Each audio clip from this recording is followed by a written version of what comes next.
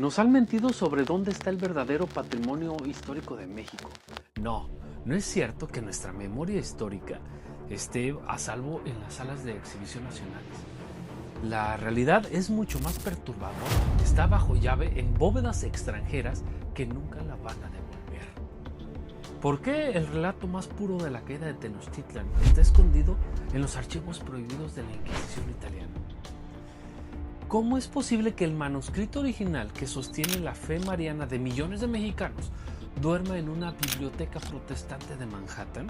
Si buscas la verdad, prepárate para cruzar una brecha de misterio que la historia oficial ha intentado censurar durante siglos. Este no es un video de datos curiosos. Hoy vamos a desmontar las verdades a medias que repiten los guías de turistas. Vamos a desclasificar 3 incógnitas específicas que perturban a la diplomacia internacional y a la historia del despojo.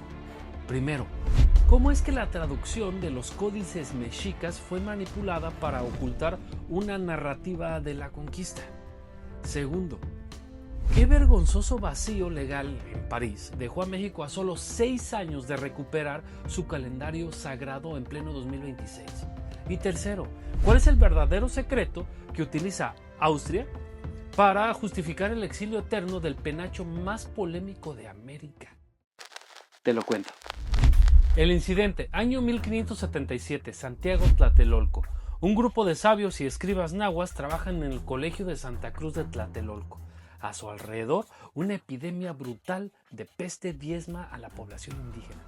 Fray Bernardino de Sahagún lidera el proyecto científico más ambicioso del continente: registrar de forma enciclopédica todo el conocimiento mexica antes de que muera. Pero en Madrid, el rey Felipe II firma una real cédula fulminante, prohíbe el libro por temor a que despierte a los antiguos ritos y ordena confiscar cada copia. Para evitar que la censura lo redujera a cenizas, el fraile Rodrigo de Sequera emprendió una operación clandestina. En 1580, el manuscrito abandonó la Nueva España, surcando el Atlántico hacia un destino europeo incierto. Ahora viajemos a Italia. El Códice Florentino se reveló como un texto traidor para la corona española. El manuscrito tiene 2 columnas. A la derecha, el náhuatl clásico, y a la izquierda la traducción al castellano de Sahagún. Si comparamos ambas columnas, hoy descubrimos una gran mentira.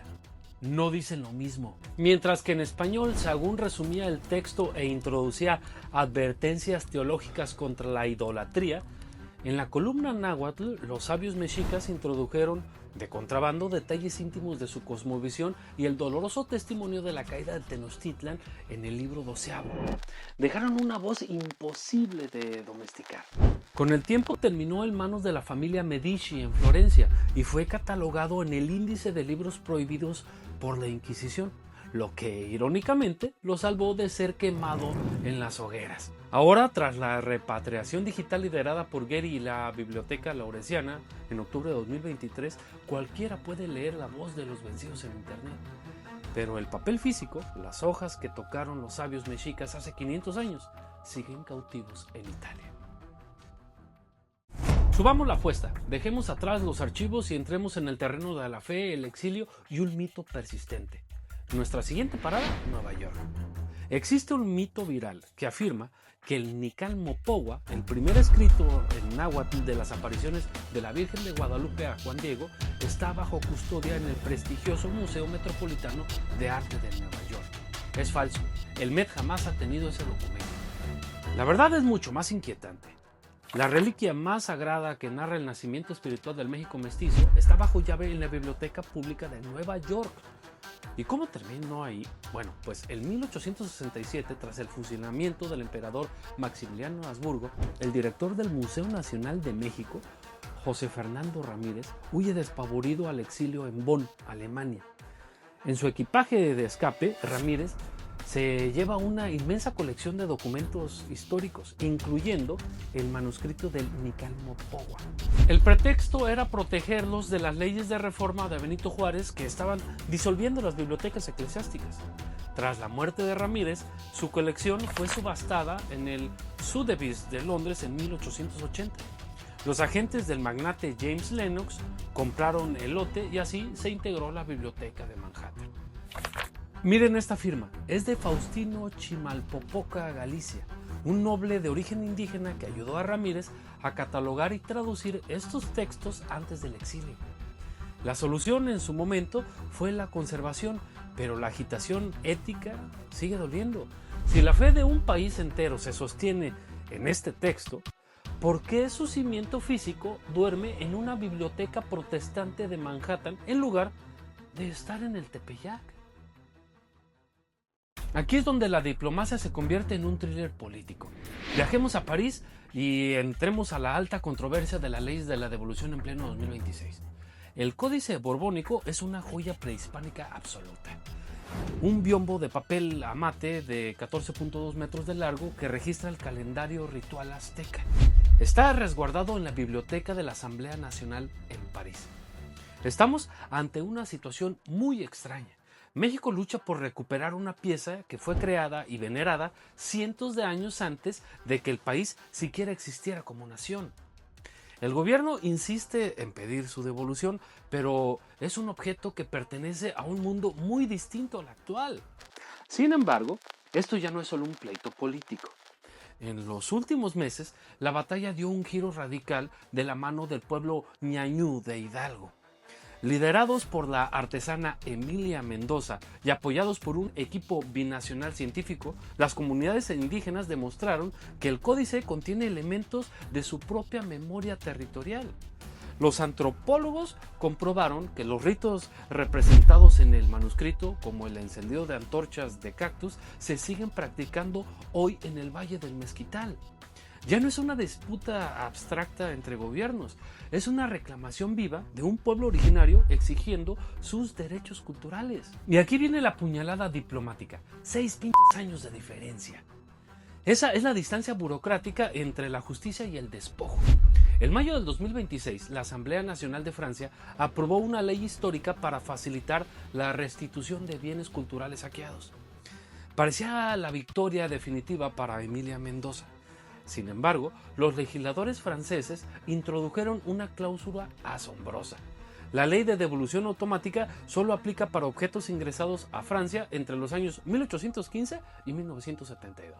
El resultado: el Código Borbónico fue robado de la Biblioteca Española de El Escorial durante la invasión napoleónica de 1809 y llevado a París 6 años antes del límite legal. Por un tecnicismo de fechas, el código más sagrado de la cultura mesoamericana quedó excluido de la ley de restitución. Hoy, diputados franceses como Éric Coquerel y Arnaud Legault luchan contra el reloj en París para redactar un proyecto de ley complementario que salve este códice, pero la burocracia sigue bloqueando su regreso físico. Esta vez no les voy a dejar ningún enlace de recomendación de libros. Ante las trabas burocráticas y el colonialismo de los grandes museos, la verdadera resistencia de hoy es la repatriación digital. Ya no tenemos que pedir permiso a los gobiernos extranjeros para tocar, traducir y revivir nuestra propia historia. Por eso, he colocado en la descripción de este video los enlaces oficiales y directos para que dejes de creer en las versiones oficiales y consultes los documentos reales con tus propios ojos. Primero te dejé el Códice Florentino digital. Entra a esta plataforma de Getty Research Institute y a la Biblioteca Laurenciana para comparar de primera mano la columna náhuatl y la española folio por folio en alta definición.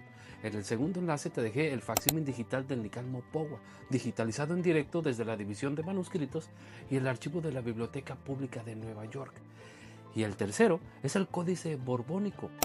Tienes 2 vías de acceso: la digitalización oficial en ultra alta resolución de las instituciones francesas en el visualizador de códices, o el facsímil histórico editado en 1899. Usa estos enlaces, estúdialos y compártelos.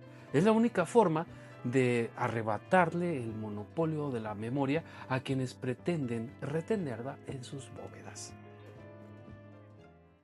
Llegamos al clímax, el nivel máximo de controversia, el penacho de Moctezuma en Austria. Este penacho no es un simple adorno, es el alma sagrada del Imperio Mexica. Su odisea comenzó en 1519 cuando Moctezuma Xocoyotzin lo regaló como regalo diplomático a Hernán Cortés, quien a su vez lo envió a Europa como tributo para Carlos V, el poderoso sacro emperador romano germánico, quien lo recibió un año después. La pieza terminó en manos de la Casa de los Habsburgo, la misma dinastía que bajo su corona española gobernó lo que a partir de 1535 se convertiría en la Nueva España. Y es una ironía históricamente punzante, porque quienes una vez ejercieron el poder absoluto sobre las tierras que hoy son México son precisamente los guardianes que hoy custodian el máximo símbolo de poder. El problema es de sobra conocido: un tocado de arte plumario de 116 centímetros de altura adornado con plumas de quetzal y láminas de oro. México lo exige, Austria se niega, pero en los últimos años la herida se hizo más profunda. Durante décadas, los ciudadanos mexicanos podíamos entrar completamente gratis al Weltmuseum de Viena para contemplar el penacho con solo mostrar nuestro pasaporte vigente. Sin embargo, la política cambió abruptamente a partir del año 2023. Precisamente en verano de 2023 acudí personalmente a este museo con la expectativa de ver el penacho como tantas veces lo habían hecho mis compatriotas, solo para llevarme la sorpresa de que el acceso ya no era libre, las reglas habían cambiado y ahora debían pagar. El convenio con el patrocinador privado que subsidiaba el costo de nuestra entrada terminó. Ahora, si un mexicano quiere pararse frente a la reliquia de su propia cultura, tiene que pagar una tarifa regular de 16 euros. El museo justificó el cobro por mantener un trato igualitario para todos los visitantes del museo. Pero la agitación real de aquí va más allá del dinero. Es un secreto de conservación física que la ciencia ya corroboró. La verdad detrás de por qué el penacho nunca va a volver a México es física y no diplomática. Estudios binacionales realizados por especialistas del INAH y científicos austriacos demostraron que la estructura de hilos de agave y plumas de 500 años de antigüedad es tan deteriorada que las microvibraciones de un traslado, ya sea en avión, barco o camión especializado, desintegrarían la pieza de forma irreversible, convirtiendo al tocado en simple polvo verde en el aire. La solución es una dolorosa paradoja. El penacho es un rehén de su propia supervivencia. Para que siga existiendo, debe permanecer inmóvil en una vitrina con tecnología de amortiguación del Weltmuseum. El regreso legal y físico de este tesoro a México equivaldría a su destrucción total.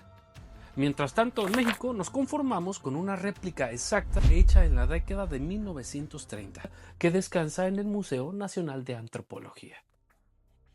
Esta travesía por los archivos de Florencia, París, Viena y Nueva York nos demuestra una cosa: el patrimonio cultural de México no es solo papel viejo ni plumas marchitas, es un mapa de nuestra resiliencia. Es una prueba de que a pesar de la censura, del saqueo, de la asimetría de la historia, la voz de nuestros pueblos originarios encontró una grieta para seguir viva y hacerse escuchar 500 años después. No permitas que la distancia enfríe tu conexión con estas historias. El control intelectual de nuestro pasado hoy está a un solo clic de distancia. Si estás decidido a ver más allá de la versión oficial, suscríbete y activa la campana de notificaciones. Pero esto no es solo mi investigación, es nuestra historia. ¿Qué otro capítulo, pieza o enigma histórico crees que necesite ser develado urgentemente?